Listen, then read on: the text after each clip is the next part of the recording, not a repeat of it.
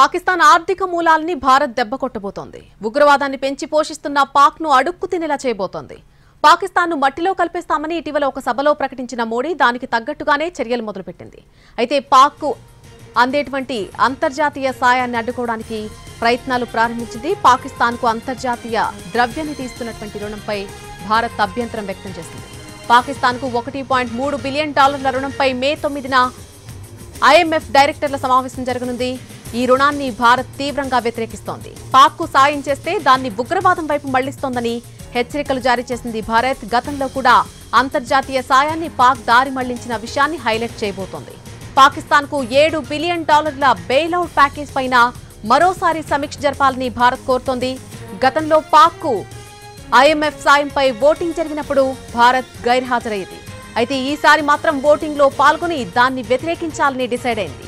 అలాగే భద్రతా మండలిలోని మిగిలిన దేశాలు కూడా పాక్కు వ్యతిరేకంగా ఓటేసేలా ప్రయత్నిస్తోంది. 7 దేశాలతో విదేశాంగ మంత్రి జైశంకర్ చర్చలు జరుపుతున్నారు. IMF రుణం ఆగిపోతే పాక్ పనైపోయినట్టే. ఇప్పటికే పాక్ ఆర్థిక వ్యవస్థ ఐసీయూలో ఉంది. ఇప్పుడు రుణం ఆగిపోతే పాక్ పూర్తిగా దివాళా తీసేస్తుంది. నానా కష్టాలు పడి పాకిస్తాన్ $7 బిలియన్ రుణానికి IMF నొప్పించింది. అందుకోసం పలు షరతులకు కూడా అంగీకరించింది. ఆ రుణం వస్తేనే కానీ పాకిస్తాన్ కనీస నిత్యావసరాలు కూడా దిగుమతి కూడా చేసుకోలేని పరిస్థితిలో ఉంది పాకిస్తాన్. భారతదేశంతో పెరుగుతున్న ఉద్రిక్తతలకు పాకిస్తాన్ రెచ్చగొట్టే ధోరణే కారణమంటున్నారు విశ్లేషకులు.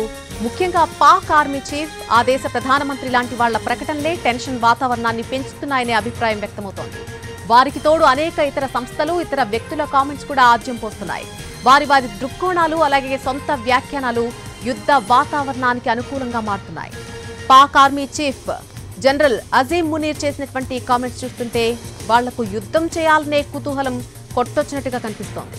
పాకిస్తాన్ సైన్యం మనసులో మాటను ఆర్మీ చీఫ్ బయట పెట్టారని అర్థం చేసుకోవచ్చు.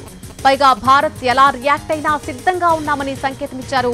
మునీర్ వ్యాఖ్యలు అంతర్జాతీయంగా కూడా గమనించాల్సిన అవసరం ఉందనే అభిప్రాయం వ్యక్తమవుతోంది. మరోవైపు పాకిస్తాన్ ప్రధానమంత్రి షెహబాజ్ షరీఫ్ కూడా యుద్ధాన్నే కోరుకుంటున్నట్టు ఆయన వ్యాఖ్యలను బట్టి అర్థమవుతోంది. ఈ ఉద్రిక్తతలకు పాక్ ప్రధాన పాత్ర పోషిస్తున్నాడు. జాతీయ భద్రతా కమిటీ అత్యవసర సమావేశాలు ఏర్పాటు చేశాడు. మంత్రివర్గ సభ్యులతో మాట్లాడారు. ఐక్యరాజ్య సమితికి జోక్యం చేసుకోవాలని విజ్ఞప్తి చేశారు. ఇక అదే సమయంలో పెహల్గాం దాడి వెనుక పాకిస్తాన్ ఉందన్న భారత్ ఆరోపణలను ఖండించారు. ఇకపోతే పాకిస్తాన్ జాతీయ భద్రతా కమిటీ కూడా పెహల్గాం దాడి తర్వాత పదే సమావేశమవుతోంది. General headquarters, core commanders కూడా భేటీ అయ్యాయి.